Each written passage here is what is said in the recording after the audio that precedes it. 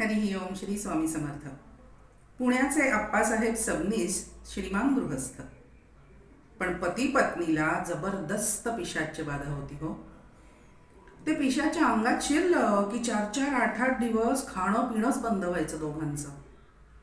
बरीच अनुष्ठानं केली, गुरुचरित्राची पारायणं केली, गुण आला नाही हो. मग 4-5 जणांसह ते गाणगापूरला आले.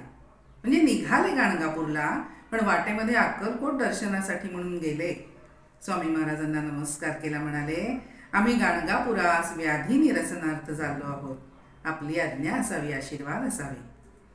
तडोक स्वामी म्हणाले, जाऊ नका, आम्ही राख रांगोळी करून टाकू बरं. आता स्वामी आज्ञा नाही. मग अक्कलकोटामध्येच मुक्काम केला. 5 वर्ष कडक सेवा केली. उभयता औदुंबऱ्याला नित्य प्रदक्षिणा घालत असत. पादुकांवरती नित्य अभिषेक, सेवेकऱ्यांना रोज मधुकरी, गुरुचरित्राचं पारायण, अशी सेवा सुरू झाली.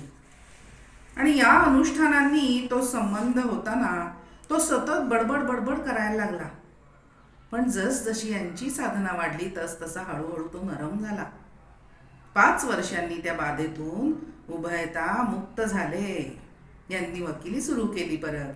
पण जशी वकिली सुरू झाली तशी काही काळातच पुन्हा उपद्रव सुरू झाला. वैतागले, थकले. स्वामी महाराजांना म्हणाले, काय करावं स्वामी, आता हा पुन्हा उपद्रव कसा काय? त्यावर स्वामी म्हणाले, मग मध्यस्थपणा कशासाठी करता? आणि मग सबनीसांनी वकिली कायमची सोडली. वकिलीचा सगळा पैसा स्वामी सेवेमध्ये त्यांनी खर्च केला. आणि मग स्वामींनी सबनीसांच्या पत्नीच्या पदरामध्ये एक नारळ घातला बरं. त्या कृपा प्रसादाने त्यांना पुत्र लाभ झाला. या सर्व कुटुंबाची स्वामीचरणी दृढ भक्ती जडलेली होतीच.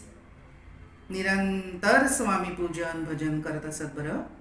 आणि मग अक्कलकोटला एक घर त्यांनी विकत घेतलं. 1 वर्षाची पूर्ण सामग्री त्याच्यामध्ये भरली आणि स्वामीं प्रित्यर्थ म्हणून एका ब्राह्मणाला ते त्यांनी अर्पण केलं.